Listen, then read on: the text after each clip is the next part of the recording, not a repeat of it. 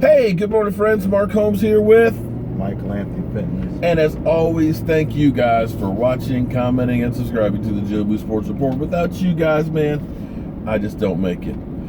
I don't know if you guys are as excited as I am, but guys, the season is so close. We are literally 2 weeks from tomorrow with our team headed for Oxnard, man, with the first practice scheduled for Thursday.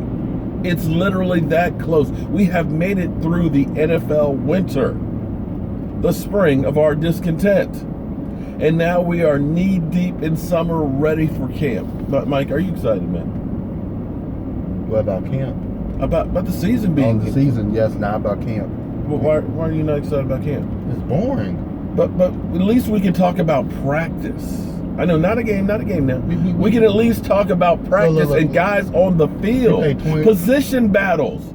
Who's looking good? Who's surprising people? Who's a bum? We pay $20 a person to do what?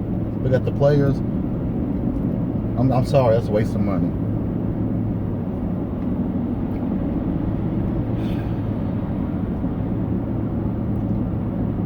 Just being around our people is cool.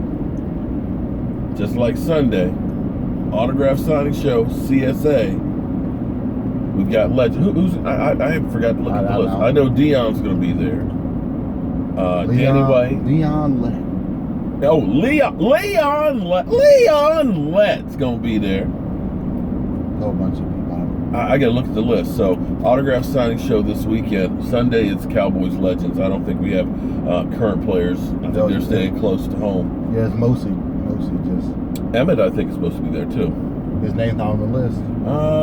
I think actually I did see it. I think I saw it on the list. Maybe I'm wrong. No, it's not. We're going to have to go back through and check and see. So, I looked at it yesterday. Sunday, guys, we will be at the CSA autograph show in Chantilly, Virginia, getting autographs from some of the legends. Hey, at least Lisa did it right. If any of you guys are going to be there, let me know so that way we can definitely meet up and stuff.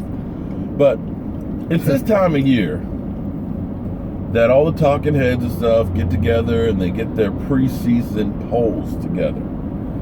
And I was getting ready for the show last night, and I was on the internet, and I came across this preseason poll. It had the Giants around 28, had the Redskins, I think, around 23. Guess where they had the Cowboys? In the basement. 21. And I was like, dang, wait a minute. 21? Come on, we're better than 21. I mean, regardless of how the season, we were 9-7 last year. And most years, 9-7 would have gotten you in the playoffs. And, you know, I know Zeke Elliott didn't make 1,000 yards, but he only played in 10 games and still almost averaged 100 yards a game. But in 21st, I mean, our defense was 8th in yardage given up. 12th in scoring defense. And we're 21st in that poll? And then I remembered that these polls really just don't mean a whole lot. Remember last year when a lot of people had the New York stinking Giants in like the top 5 as a Super Bowl favorite? Yeah, I'm talking to you, stinking New York Giant fan. So I went back and I looked at a preseason poll from last year. And the top 10 was, of course, New England. New England is a safe bet. That's an easy one to pick. They had the Falcons, of course, because, well, the Falcons were in the Super Bowl there the year before. Then the Packers, because, of course, you have Aaron Rodgers and the bad man. And then you had, of course, Derek Carr, who was the, sensation out there, quarterback with the Raiders. Then the Steelers, the Giants, Seattle, Cowboys, Chiefs. And then they had the Tampa Bay Buccaneers as the 10th best team. I think they had Tampa Bay. Tampa Bay is the 10th best team in the NFL last year, going into the season. How'd that work out? Because most of those teams didn't get close to the playoffs.